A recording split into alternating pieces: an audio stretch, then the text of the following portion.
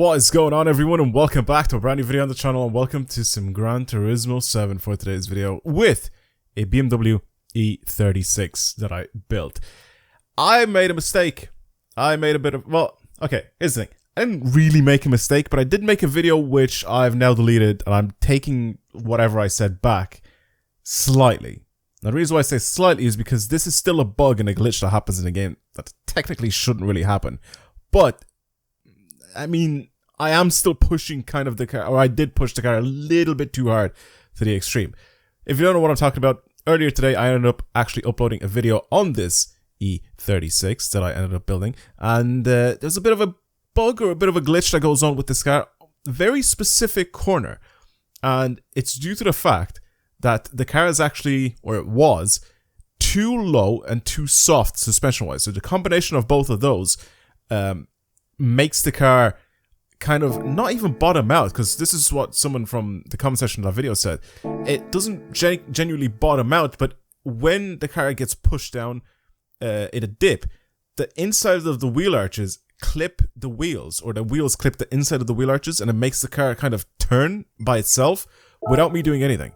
So the car itself just does whatever it wants to do in certain stages, and it doesn't really like it. So I ended up changing it up a little bit. I lifted the car up quite a lot, and I also ended up changing the suspension setup, so it's now quite a lot stiffer. The Nurburgring isn't really a track where you want really stiff suspension, because the surface itself is kind of all over the place, so you kind of want a slightly softer setup. But yeah, I mean, you know, like, technically what you want is to have the suspension slightly softer. The thing is though, I've made so many builds in the past on this track, and a lot of them have had slightly softer suspension, and they were as low as possible, and I've never had this issue come up. But with this E36, for whatever reason, it happens. So it is still a bug that happens in the game, but it's just not as extreme or as crazy as I thought it was going to be, where some cars are doing it on specific tracks. Even though that does still happen. Some corners on very specific tracks with some cars, actually this does happen to them. But it's very, very strange for it to happen, because, like I said, I've driven so many cars in the past, and I've never had this issue before, and I've had many different types of builds in the past as well, where this should have happened, but it just never did. But this guy kind of highlighted this little bit of an issue. So it is a kind of pushing the car too hard to the extreme, and it happening, basically. Anyway, let's take this car on this track, and let's drive it, kind of like a little track day type of vibe, and let's see what sort of time it can get, and obviously just enjoy the drive, because it's just a really nice car to drive in general. Alright, we're on the track, the tourist entrance. I'm ready to hit it. Let's just hope that this doesn't happen again, because I have tested it out and it didn't actually happen, so hopefully we should be good to go. Let's boot it. Go! So on that video, if you've seen it, if you were the first few hundred people that actually ended up seeing that video, you should have noticed that once we get to the bottom of this dip here, yeah, it doesn't do it anymore. The car would basically just end up pulling me off to the right, and just making me crash into the wall. And it's a mixture of things. It wasn't just the car being too low to the ground, but it was also a mixture of the suspension being quite soft. And again, like I said, for this track, there's a lot of bumps and a lot of jumps and stuff like that, so you kind of don't really want the suspension to be way too stiff. You want it to be kind of like in the middle at the very least. But apparently for this guy, you kind of want it a little bit stiffer, because it just will end up causing that bug to happen. Again, like I said, I feel like that shouldn't be a thing that would happen to these type of cars, due to the fact that you should kind of have like a limit on how low you can make the car, or how soft you can make the suspension. But apparently not. Apparently Gran Turismo just lets you do whatever you want, and up to a point where you basically make your cars bug out and glitch out. So, I mean, okay, cool, now I know that. Now I know what causes that issue, so thank you to the person in the comment of that video that said try to lift the car up, maybe because it bottoms out on the track, but it didn't actually bottom out on the track, it just the wheels themselves hitting the inside of the wheel arch, like the liner on the inside, that would basically cause this car to steer by itself. It's basically the downforce, the car being pressed down onto the wheels, and the suspension being a bit too soft. causing that to happen. And same with the car being a little bit too low. It's basically the mix of the softer suspension and lowered ride height. But at least now I know what the issue is. The thing is though, I mean, as much as I like this game, I think the driving physics are very good in it, there are still like bits and pieces that make the game a little buggy. If you haven't seen one of the previous videos that I've uploaded where you can basically make the Samba bus basically fall under the map and fly up like kilometers in the air. I mean, that's not a very realistic thing that happens, is it? But I'm just saying, for a realistic racer, there is still some slightly buggy things that happen with this game. So I'm not really ruling out glitches and stuff like that. But what I ended up doing with this build, which I probably won't show you the actual build itself because I kind of like don't have the footage for it anymore. But basically what I've done with this build is I've tried to make it like a very realistic type of build. So even the color itself is another BMW color. It just looks really beautiful on this E36. I don't want to keep it the estural blue that it comes with. I wanted to change it. And I'm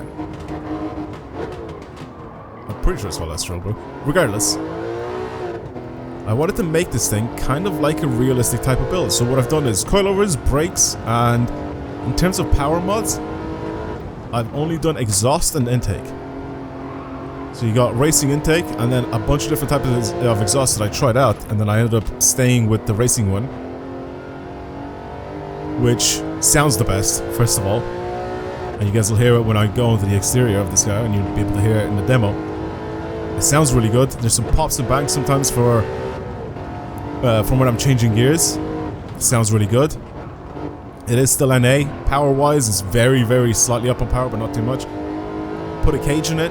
Slight weight reduction. So nothing too crazy, just the very first stage of the weight reduction, which probably means what, like getting rid of carpets and maybe back seats or something like that. So like I said, very realistic type of build with this thing, like I've done before on previous builds. And yeah, the car seems to be quite nice. You can see it kind of vibrating a little bit because, like I said, I have stiffened up the suspension quite a lot.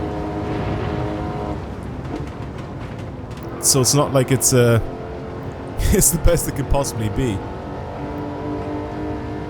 It's, now I'm just kind of hoping that these tires, these sports tires, these Pilot Cup 2 tires, so they're basically still road legal tires, but they're definitely tires that should be very, very good around the track. I love the way that Michelin is now part of this game in a way where the tires are basically just Michelin tires. I love that so much about this game. This car stock comes with Pilot Sport 4S's. How sick is that? And then the sports tires are Pilot Cup 2s. What are the... I don't even know what the racing tires are. What are they, like Trofeos or something like that? Pilot Cup Trophy tires? I can't remember what the name of like full-on racing tires are from Michelin. But yeah, basically they look unreal, and I love the way, like I said, Michelin is now kind of like a manufacturer of tires for the cars in Gran Turismo. I love it. Even the rally tires, the little like dirt tires, the off-road tires, they're also Michelin. So I love that. Oh, I got a bit too fast. That's fine. It's always this corner. Why is it this corner? Why is it that corner? Why is it that one? Isn't that like one of the corners that everybody crashes on in real life as well? Or they spin out or they go a bit too fast. I don't know. The car seems fine. I think power-wise it's good. It's not too powerful, so it's just nice to drive, enjoyable drive. Where the car is genuinely fast, but it's like it doesn't like kill you or want to bite your head off. I'm also driving with no assists on as well, so Not traction control. The only thing I have on is, I think, ABS.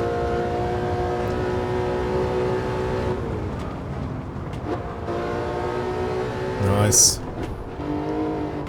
Kind of clean with it. Ooh, tiny bit of oversteer. Every now and then you will get a bit of oversteer, but it's nothing too crazy. But like I said, the car seems fine to drive. It's nice and smooth. I will show you guys the exterior version of this. So basically the replay, because the replay in this game is, it's just really, really good. It does a really, really good job with the replays. They're just so sick. Yeah, it's a nice car to drive, like I said. So I didn't do much to it, like anything crazy, but I just wanted to try and drive like this. So for the replay, I'm gonna basically just show you guys the way this thing drives in the exterior view. I'm probably gonna shut up and let you guys listen to it as well. So yeah. Anyway, like I said, I am wrong with the way I built this thing, being basically making the car a little bit worse to drive, but I did end up fixing the issue, and yeah, thank you to the viewer who basically sparked the idea that I should do it. Regardless, here it is, the chase cam, or sorry, the third person view of this thing, cinematic cam, I should say, not the chase cam. Should make the car look very interesting to drive. Plus this paint is so beautiful on it. You can see how high it is off the ground now. Like how lifted the car is. Yeah. Anyway, I'm gonna leave it there. Thank you guys for watching. Enjoy this lap. And I'll shut up and let you guys listen to it because it's really loud. And it makes some good noises. Plus it looks really, really good because, you know, Gran Turismo always has, like I said, fantastic replay cameras. Anyway, I'll see you guys in a bit. Goodbye everyone.